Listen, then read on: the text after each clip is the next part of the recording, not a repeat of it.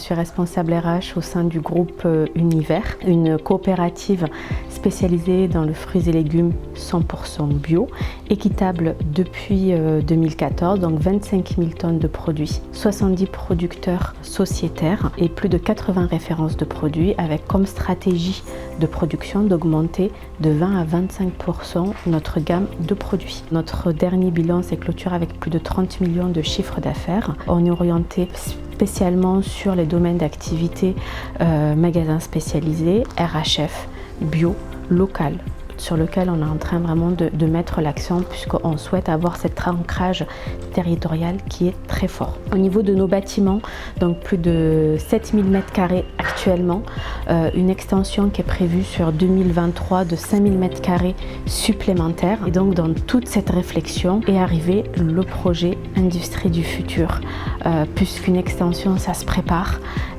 et tant à avoir plus de place, on souhaite correctement organiser le futur.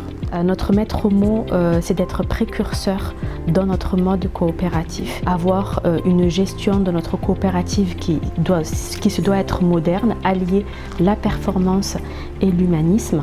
C'est pour ça qu'on a présélectionné 3 axes principaux pour la phase 1, qui était l'automatisation pour l'amélioration de notre performance, l'amélioration de nos flux, mais également l'amélioration des conditions de travail de l'ensemble de nos opérateurs. Donc il y a eu la présélection de la structure AFNOR. Ça a été Monsieur Garcia, qui est délégué régional Occitanie, qui nous a accompagnés tout au long du projet, donc amont et aval. La phase 1 s'est déroulée en 5 jours, donc 3 jours sur site. Une première journée où c'était purement de l'observation. Une deuxième journée où c'est des interviews avec nos acteurs internes, leurs difficultés, comment ils peuvent voir les choses évoluer, quelles sont leurs idées. Et la troisième journée où ils ont encore pris du recul pour essayer de trouver les meilleures actions correctives qu'ils pourraient mettre en place. Les 2 autres journées, c'était pas sur site, c'était vraiment du rédactionnel. Toutes les actions correctives correspondaient totalement à notre structure. Certaines avaient déjà précédemment relevées par la direction, mais on a toujours eu cette difficulté à le faire entendre en interne. C'est toujours bien d'avoir un œil externe, en plus l'AFNOR, où c'est quand même une structure relativement connue qui nous a permis de faire entendre ces actions correctives en interne. Voilà, donc c'était pour certaines sans surprise, pour d'autres qui méritent réellement d'être creusées, mais ça sera dans la phase 2.